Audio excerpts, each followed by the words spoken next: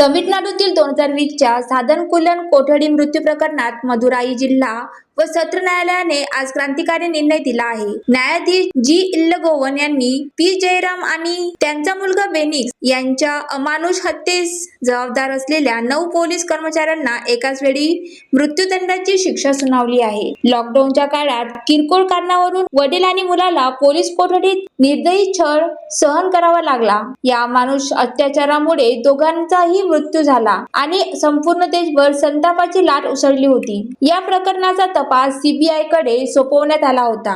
सीबीआयने न्यायालयात भक्कम पुरावे सादर करत पोलिसांनी पुरावे नष्ट करण्याचे सर्व डावपेच उघड केले. मुख्य आरोपी इन्स्पेक्टर श्रीधर आणि PSI रघु गणेशसह 9 जणांना दोषी ठरवण्यात आले.